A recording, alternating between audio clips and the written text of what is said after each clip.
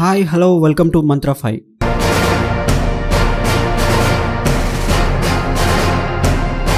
రాజకీయాల్లో మనుషులకే కాదు వారు వినియోగించే వాహనాలకు సైతం విపరీతమైన ప్రచారం లభిస్తుంది.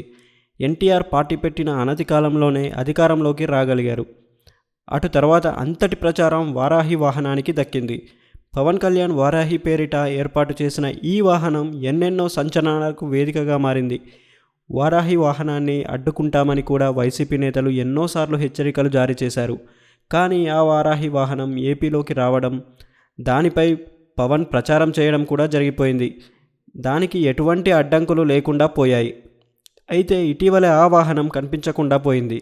దీంతో రాజకీయ ప్రత్యర్థులు వారాహి వాహనాన్ని ఎప్పుడు తీస్తావని ప్రశ్నించడం ప్రారంభించారు. ఎన్నికలు సమీపిస్తున్న నేపథ్యంలో వారాహిపై ప్రచార యాత్రకు పవన్ సిద్ధపడుతున్నారు. ఇటీవల పార్టీ శ్రేణులతో పవన్ సమావేశమయ్యారు. వారాహిని సిద్ధం చేయండి అంటూ పవన్ నాయకులకు ఆదేశించిన వైనం మీడియాలో వచ్చింది. దీనిపై వైసీపీ సోషల్ మీడియా సెటైర్లు వేస్తుంది. అయితే దీనికి జన సైనికులు స్ట్రాంగ్గా రిప్లై ఇస్తున్నారు.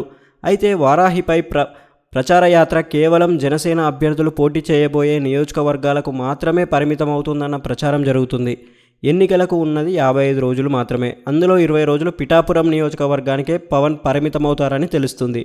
అంటే ఒక్కో నియోజకవర్గానికి 20 రోజులంటే మిగతా జనసేన అభ్యర్థులు పోటీ చేసే నియోజకవర్గాల్లో ఎన్ని రోజులు ప్రచారం చేస్తారు? కూటమి తరపున ఎన్ని రోజులు ప్రచారం చేస్తారు? భాగస్వామ్య పక్షాల నేతలతో ఎన్ని వేదికలు పంచుకుంటారు అన్న ప్రశ్నలు ఉత్పన్నం అవుతున్నాయి. ఈ లెక్కన వారాహి వాహనానికి టోటల్ పర్మిట్ అన్నది లేదన్నమాట, లిమిటెడ్ పర్మిట్ మాత్రమే ఉందన్నమాట అంటూ వైసీపీ సోషల్ మీడియా ట్రోల్ చేస్తుంది. దీనిపై జన సైనికులు ఆగ్రహం వ్యక్తం చేస్తున్నారు. సోషల్ మీడియా విభాగంపై ఓ రేంజ్లో విరుచుకుపడుతున్నారు. మరిన్ని ఇంట్రెస్టింగ్ అప్డేట్స్ కోసం మా ఛానల్ని లైక్ చేయండి, షేర్ చేయండి మరియు సబ్స్క్రైబ్ చేయండి. Thanks for watching.